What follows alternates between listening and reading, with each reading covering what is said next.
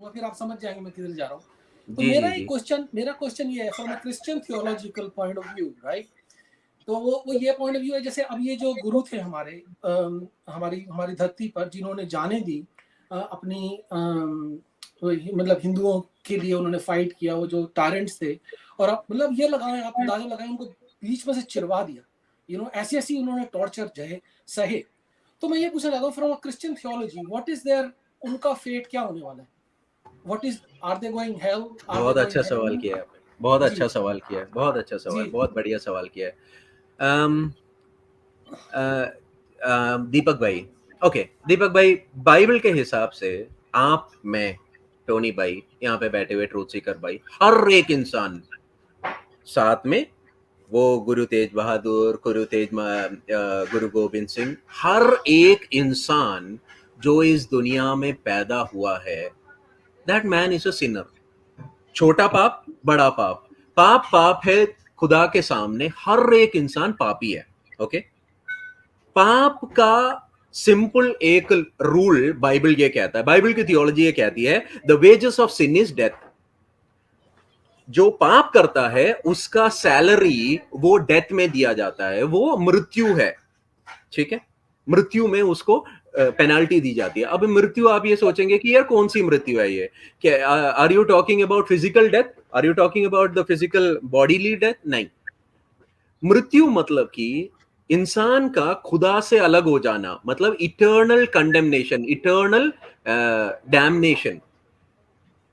खुदा बहुत साफ तरीके से ये एक लॉ, ये एक रूल हमारे सामने रख रहा है। अच्छा, अगर मैंने पाप किया है, फॉर एग्जाम्पल आपने और मैंने, दीपक भाई आपसे ज्यादा ही मैंने झूठ बोले होंगे, ठीक है, मैं हर एक छोटी छोटी बात पे, मैं खुदा को जानने से पहले हर एक बात पे हम झूठ बोलते हैं। झूठ बोलने वाला व्यक्ति कौन हुआ? झूठा हुआ।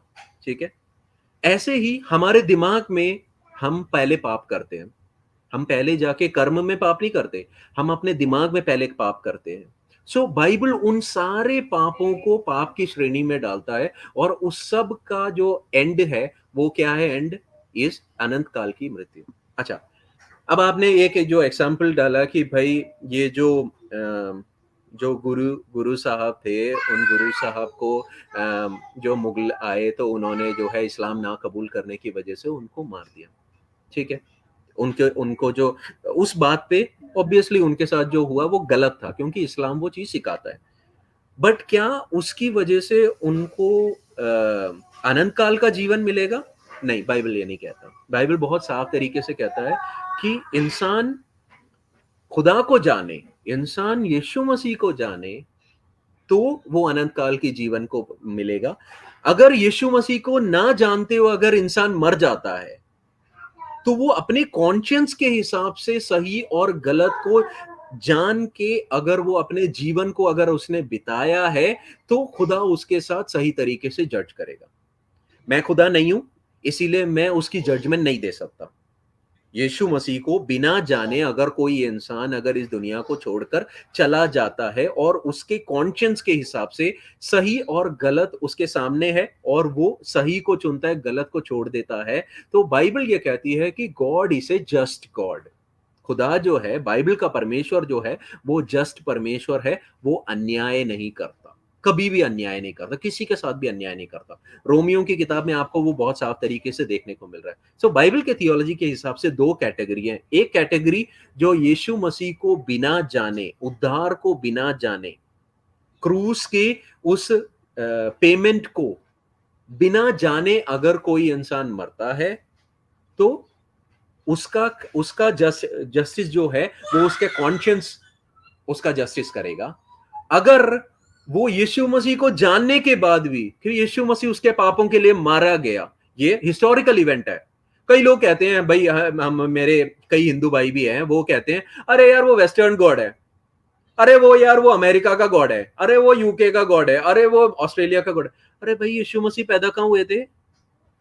यीशु मसीह पैदा हुए मिडिल ईस्ट में, ईस्ट में।